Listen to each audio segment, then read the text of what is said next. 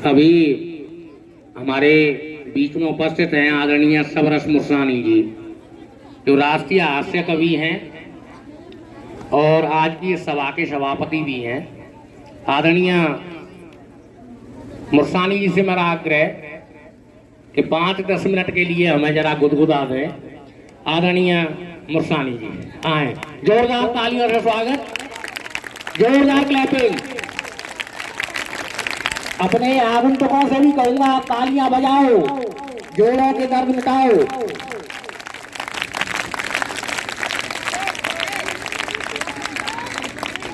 अब क्या आपके कानों में आकर कहूं कि ताली बजाओ?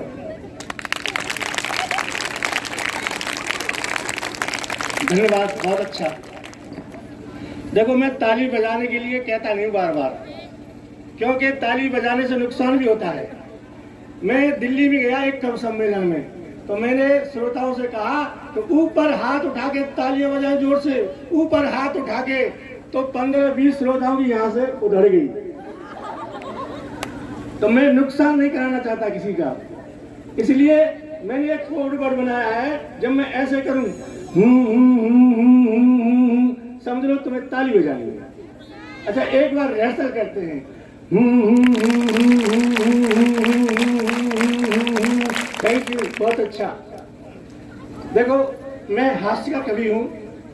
आज सुभाष जी की जयंती है। मैं सबसे पहले उन्हें वंदन करता हूं।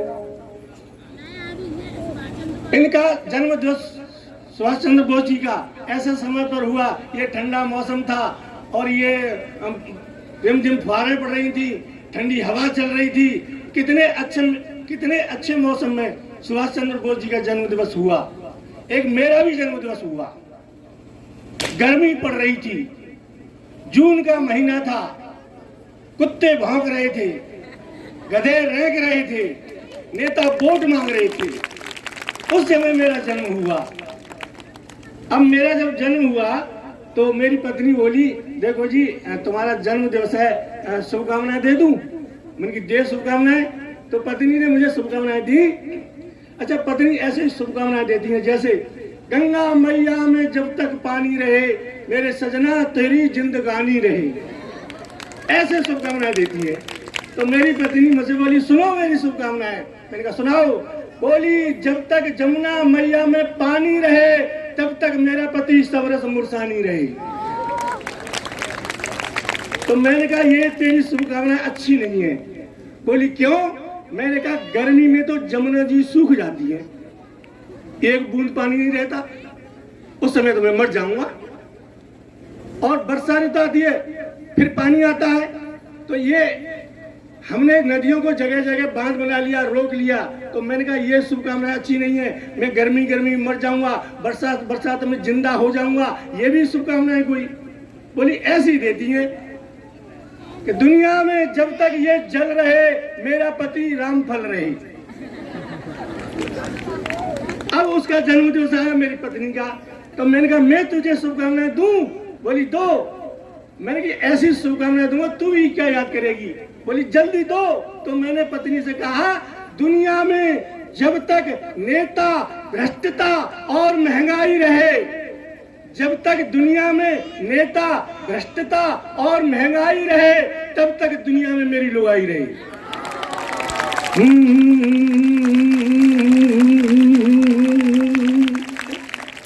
तो शुभकामना ऐसी देनी चाहिए जो अनंत तक रहे। ये भ्रष्टता महंगाई है हमेशा रहेगी, इसे कोई खत्म नहीं कर सकता है। तो मैं सुभाष जी को ये शुभकामना देते हुए और आपको हंसाता हूं। फिर एक छोटा सा गीत सुनाऊंगा। देखो, ये तो स्कूल बहुत अच्छा है पारासर जी।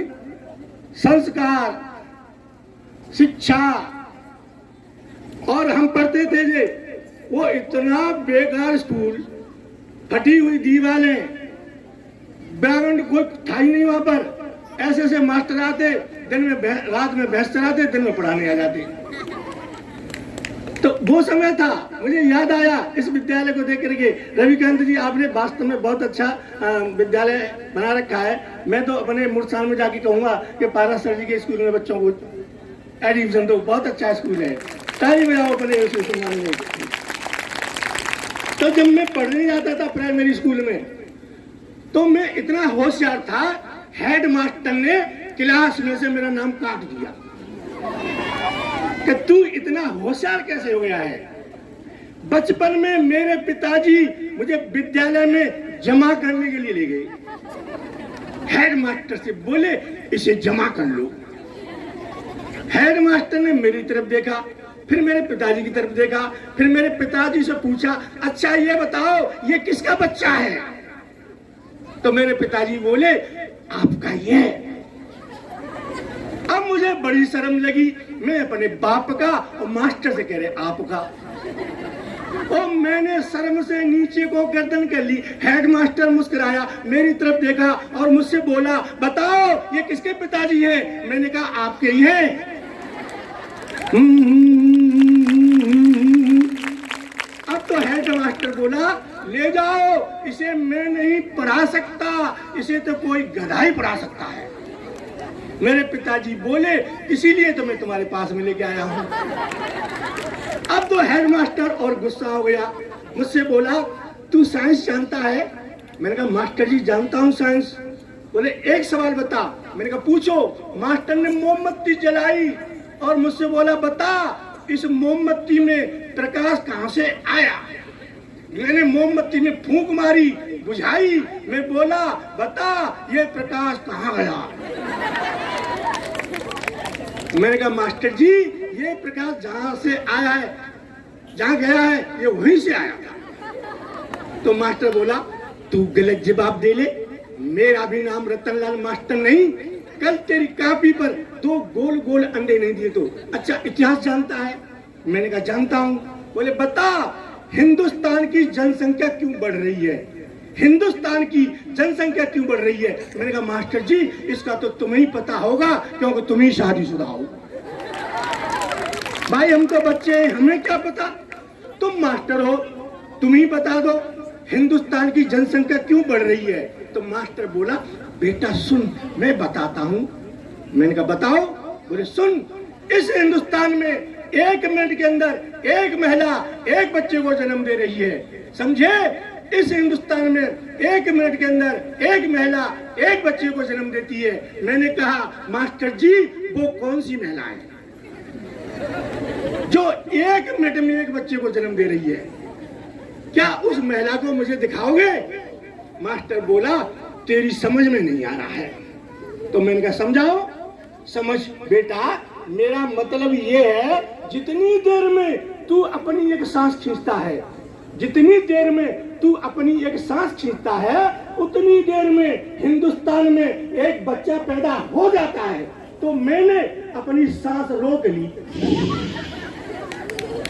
मास्टर बोला क्या कर रहा है? मैंने कहा एक भी पैदा नहीं होने दूंगा, एक भी पैदा नहीं होने दूंगा। तभी दूसरा विद्यार्थी आया और दूसरा विद्यार्थी कर रहा। मास्टर बोला तू क्या कर रहा है? बोला मास्टर जी जल्दी जल्दी गिनो मैंने कितने पैदा करके फेंक दिए।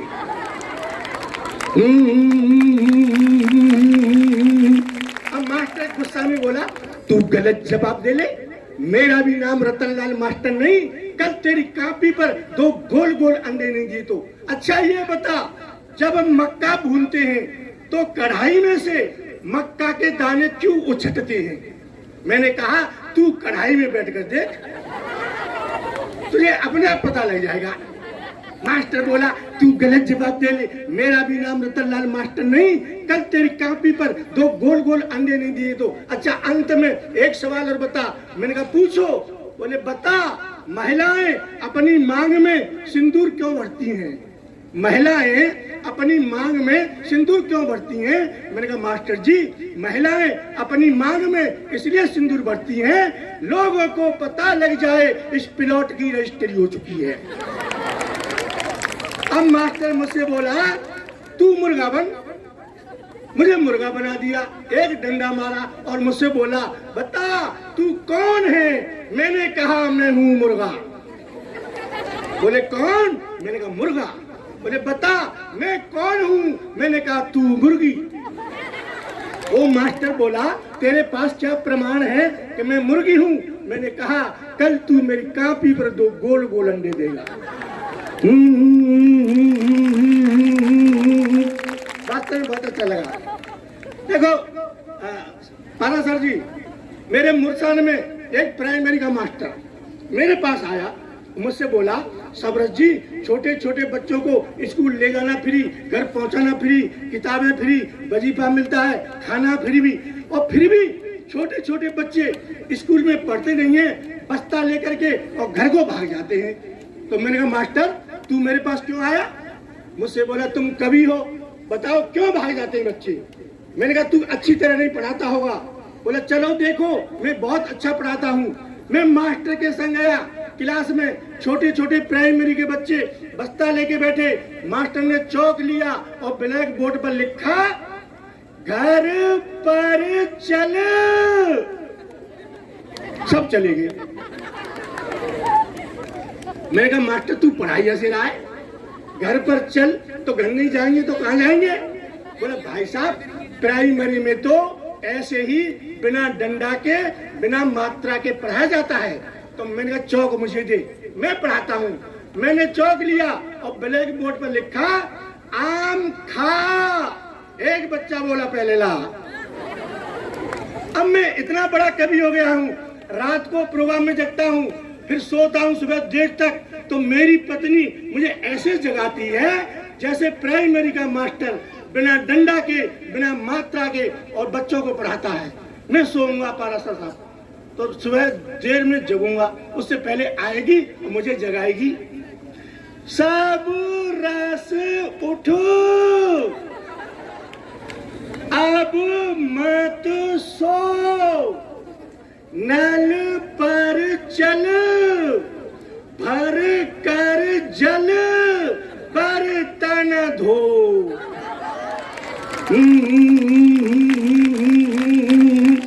लेकिन आपका विद्यालय बहुत अच्छा है।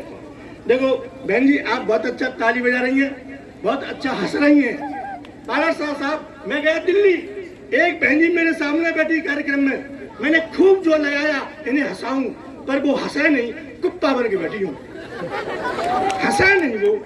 मैंने खूब जोर लगाया, न ताली बजाए और न हंसे। तो मैंने कहा क्यों, क्या बात थी? कि बार बार घूरे मुझे एक महिला मंच पे। मैंने कहा बहन जी बीमारी तुमको कैसी है? बार बार घूरे मुझे एक महिला मंच पे। मैंने कहा बहन जी बीमारी तुमको कैसी है? हंसो नहीं बिल्कुल, ताली भी बजाओ नहीं, मेरी कविता की कर दी तुमने ऐसी तैसी है। महिला बोली देख तुझे गुस्सा बहुत आ रहा है, पर क्या करूं मेरी तकदीर ऐसी है। मन करता है 2-4 हाथ धर दूं, क्योंकि तेरी ये सूरत बिल्कुल मेरी सास जैसी है। तब मुझे पता लगा वो क्यों नहीं हंस रही थी। आप बहुत अच्छा हंस रहे हैं। अच्छा भाई साहब देखो मेरे मोहल्ले में भाभी लगती है मेरी, वो मुझे मिली, उसके माथे पर इतना बड़ा बिंदा, इतना बड़ा बिंदा मैंने पहली बार देखा। तो मैंने कहा भाभी जी हमने तो पहली बार देखा है, इतना बड़ा बिंदा क्यों लगाती हो? बोली भाई साहब जिसकी पत्नी जितनी बड़ी बिंदी लगाती है उसके पति की उम्र उतनी ही बड़ी होती है। तो मैंने कहा हमारी पत्नी तो हमें मांग डोल रही है, इतनी सी लगाती है। अब वो चली गई, अगले हफ्ते भाभी फिर मिली तो बिंदी छोटी हो गई भाभी की, बिंदा से बिंदी। मैंने कहा बहन जी आज तो बिंदी छोटी हो गई, क्या हुआ? तो भाभी जी बोली तेरे भैया बीमार है गए।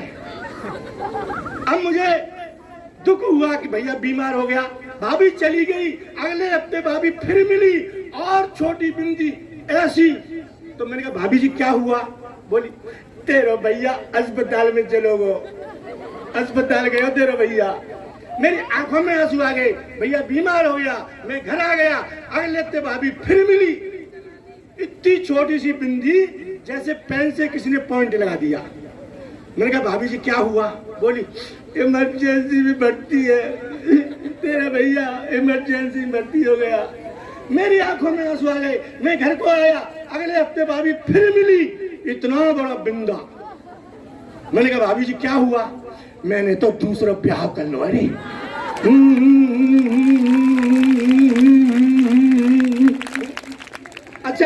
एक दिन मैंने पत्नी से कहा, देवी मैं गणेश बन जाऊं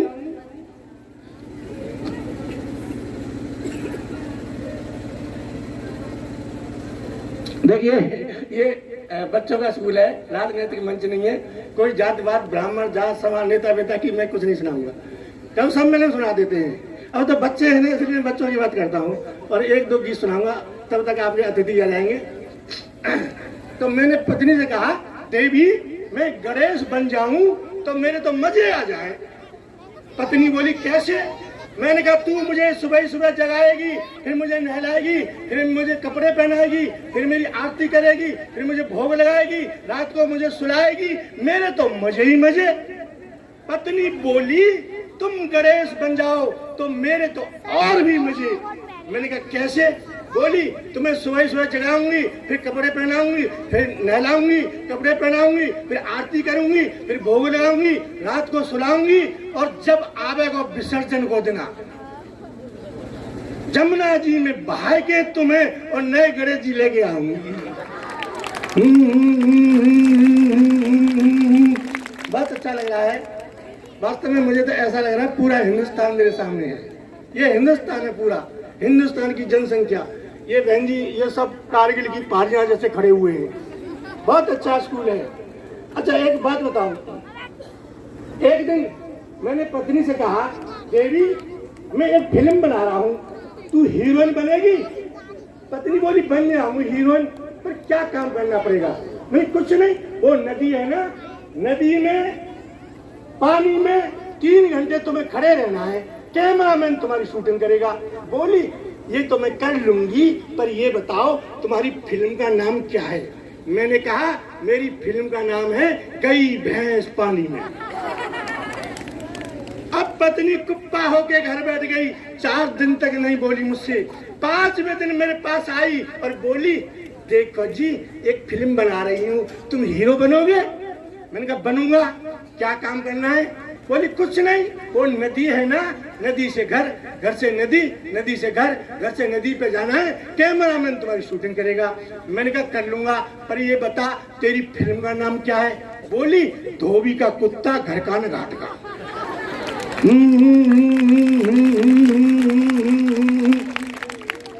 मुझसे पत्नी बोली फालतू बातें करते रहते हो, पारा सर जी के स्कूल में कितने कितने अच्छे गीत सुनाते हैं मास्टर और कलाकार आते हैं, तुमने कभी 4 लाइन मेरे लिए लिखी? जब पत्नी ने चैलेंज किया उनकी सुन तेरे लिए 4 लाइन सुनाता हूँ श्रृंगार रस की। बोली सुनाओ। उनकी सुन। अच्छा पारसा साहब, मेरी जो पत्नी का रंग है ना वो ऐसा है जैसा मेरा पैंट, बुरसट, काला रंग। तो मैंने कहा तू श्रृंगार करके आ और मैं तुझे श्रृंगार का गीत सुनाता हूँ। अब वो गई श्रृंगार करने, काले शरीर पर लाल साड़ी, लाल ब्लाउज, लाल चप्पल, लाल चूड़ियां, लाल बिंदी, लाल सिंदूर लगाकर बोली कैसी लग रही हूँ? ओ मैंने देखा काले शरीर पर लाल ही लाल। मैंने कहा देवी तू ऐसी लग रही है जैसे कोयले की खान में आग लग गई है। मैंने कहा दूसरा श्रृंगार करके आ। फिर गई श्रृंगार करने, काले शरीर पर पीली साड़ी, पीला ब्लाउज, पीली चप्पल, पीली चूड़ियां, पीली बिंदी, पीला सिंदूर लगाकर फिर बोली अब कैसी लग रही हूँ? ओ मैंने देखा काले शरीर पर पीला ही पीला। मैंने कहा देवी अब तू ऐसी लग रही है जैसे सरसों के खेत में भैंस घुस रही है। बोली फालतू बातें करते हो, कोई अच्छा गीत सुनाओ। तो मैंने एक गीत लिखा, वही सुनाओ। मैंने पत्नी को गीत सुनाया तो पत्नी बोली यहाँ मत रहो। मैंने क्यों? कि तुम्हारा रहना हमें नहीं अच्छा लग रहा। तो मैं गांव में दोस्त के पास गया, मैंने कहा भाई साहब हमारी पत्नी हमें धुन नहीं सीखने दे रही। तो दोस्त बोला मेरा चबूतरे पे बैठो, यहाँ गीत की धुन सीखो।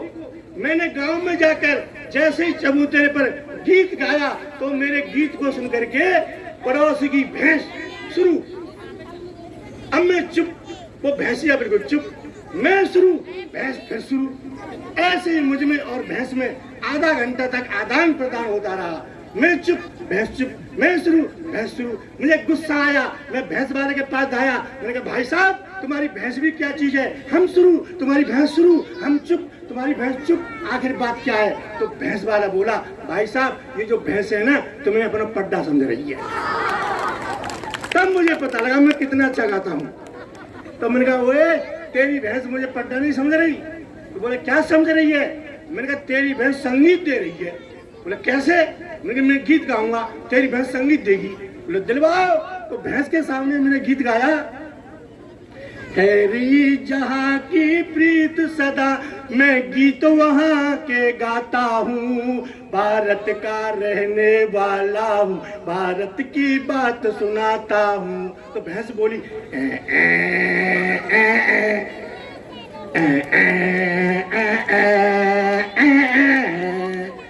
अब वो भैंस का पट्टा मेरी तरफ देखे। मैंने कहा ये भी संगीत देगा? बोला इससे भी संगीत दिलवाओ। तो भैंस के बच्चे के सामने मैंने एक गीत गाया, ये देश है वीर जवानों का, अलबेलों का, मस्तानों का, इस देश का यारों क्या कहना, इस देश का यारों क्या कहना। वो बच्चा बोला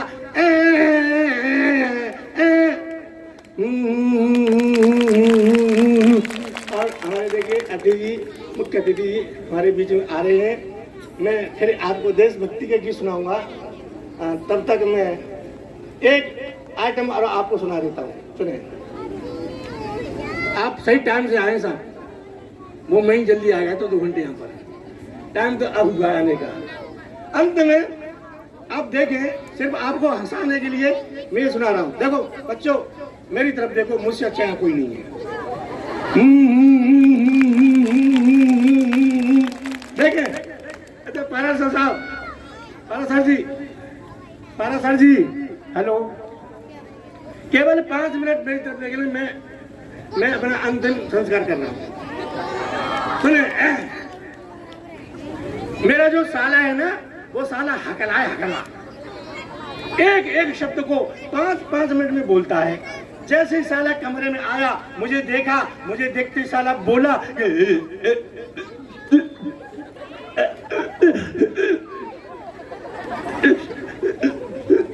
मैंने कहा हो गई राम राम, बैठ। वो 5 मिनट में राम राम नहीं कर पाया। मैंने कहा देख बच्चे स्कूल गए हैं, तेरे लिए खाना बनवाना है, 100 रुपए ले, तू सब्जी लेके आ। अब वो बाजार में सब्जी खरीद रहा था, वहां एक सिपाही आया। अब वो सिपाही भी हकला। अब 2 हकले इकट्ठे हो गए। हकले सिपाही ने मेरे साले से टाइम पूछा, टाइम क्या हुआ है? तो मेरा साला बोला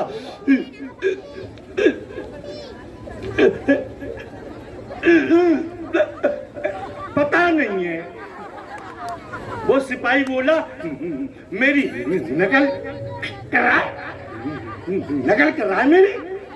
मेरा साला बोला तू ही कर रहा है। सिपाही बोला थाने चल। और मेरे साले को सिपाही थाने में ले गया। दरोगा से सिपाही बोला दरोगा जी नकल कर रहा है मेरी। मेरा साला बोला कर रहा है। अब दरोगा को गुस्सा आया, दरोगा ने डंडा उठाया और दरोगा बोला अंदर चलो, अंदर चलो। उसके बाद में वो शाम को लौट के घर आया। मैंने पूछा सच सच बता तू कहाँ जा रहा है? तो बोला इंटरव्यू देने जा रहा हूँ। मैंने कहा किसका इंटरव्यू देने जा रहा है? बोला रेलवे में। मैंने कहा रेलवे में किसका इंटरव्यू देगा? तो बोला अनाउंसमेंट करूंगा। ओ मैंने कहा हकले तू अनाउंसमेंट करेगा रेलवे में? बोला हाँ। मैंने कहा हकले तू? बोला हाँ। मैंने एक बात के बोल के दिखा दे और तुझे मैं यहीं पास कर दूं। बोला पूछ। मैंने कहा बोल। पवन एक्सप्रेस प्लेटफार्म नंबर 1 पर आ रही है, तू बोल के दिखा दे और पास। तो वो कह रहा